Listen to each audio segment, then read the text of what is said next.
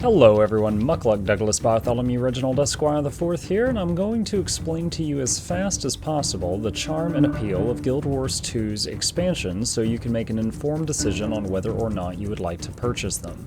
I frequently get visitors to the stream that ask questions like, I recently picked up the free version of Guild Wars 2, are the expansions worth buying? And I aim to answer that now. If you are considering whether or not downloading the free core version of Guild Wars 2 is worth it, I strongly recommend going to this video, Why Play Guild Wars 2, explaining the appeal. Link is in the description. Now, Guild Wars 2 has two expansions, Heart of Thorns and Path of Fire. And Guild Wars 2 at the time of this video has 25 episodes of Living World. Living World are like DLCs, except they are free at the time of release for a few weeks, and afterward you can buy them if you miss them with real currency or in-game gold if you missed unlocking them. Your choice. With the core game being free and the DLCs being obtainable with in-game currency, the only thing that costs any real money are the expansions.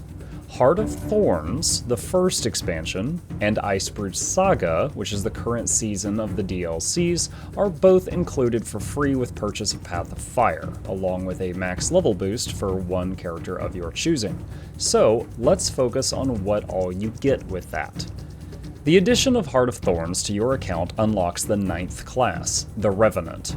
The Rev is a heavy armor class capable of using the skills of dead heroes and has a wide array of skills to choose from, based on what legendary hero the Revenant is currently channeling. Upgrading from the free version, henceforth referred to as the core game, will increase your character's slots from 2 to 5 baseline. It will increase the number of bag slots you have on each of your characters from 3 to 5 baseline. You will gain access to Masteries, which are more ways of improving your character after reaching level 80, including automatic looting, the ability to glide when falling, gaining access to mounts, both of which allow you to reach areas previously inaccessible to you.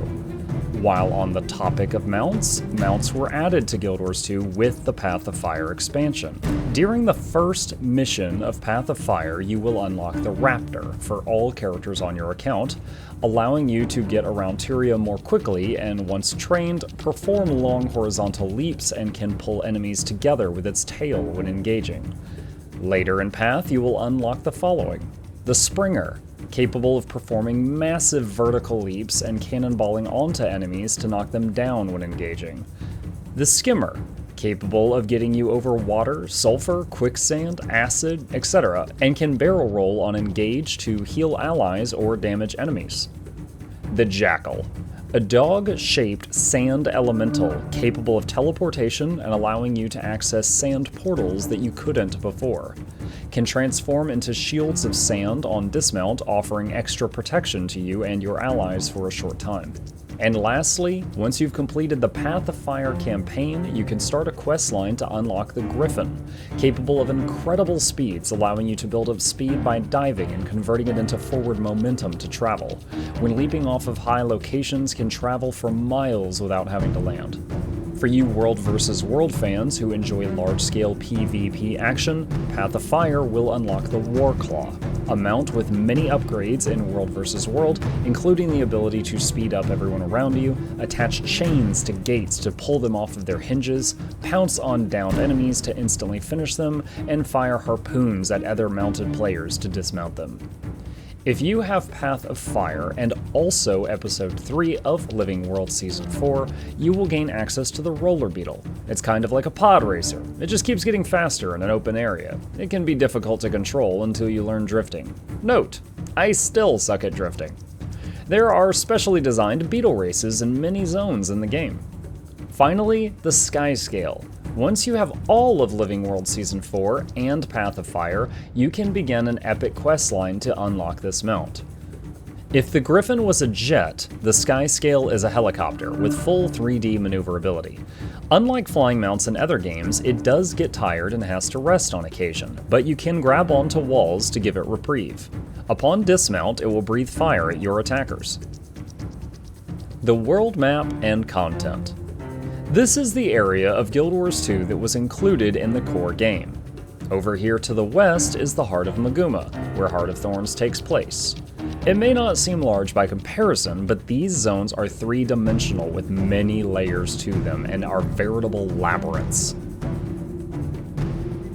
Down here is where Path of Fire takes place, starting at the Crystal Desert and continuing on south.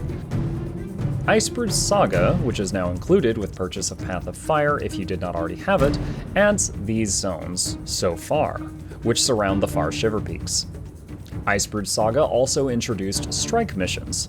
These are meant as an introduction to raiding.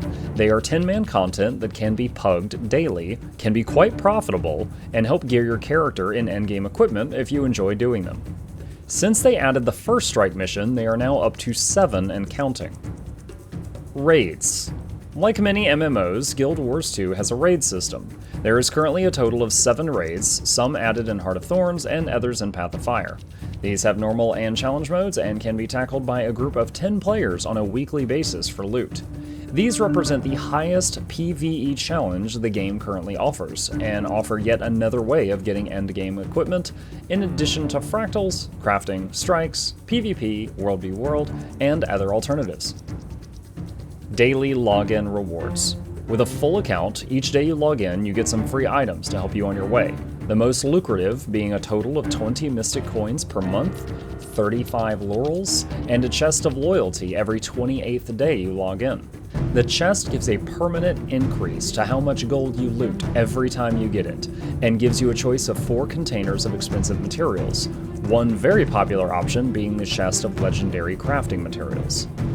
Core accounts have a few account restrictions, most likely to prevent things like gold sellers, that are lifted when you have the expansions. These include access to all guild halls and not just the first ones that were released, the ability to use guild banks if your guild is set up for it, sending in-game mail to people and being able to send items with those mails, whispering anyone in the game, not just people who are on the same map or your friends list, using map-wide chat, and having full access to the trading post. Specializations. Each class in the core game has 5 specializations. Heart of Thorns and Path of Fire each add 1 specialization to each class, for a total of 7 per class. However, the last 2 are called elite specializations and cannot be used together. These elite specs don't make each class better, but different. Each elite spec has a major change to gameplay and unlocks a new weapon type. For example, a necromancer that becomes a reaper gains access to a greatsword and unlocks abilities making them a melee powerhouse, something akin to a death knight in other games. A ranger that becomes a druid unlocks a staff and a slew of healing and buffing abilities for a party or squad. A thief that becomes a deadeye unlocks a rifle and becomes a long-ranged sniper, and many more. Every new zone mentioned adds new metas, dynamic events, world bosses, and much more.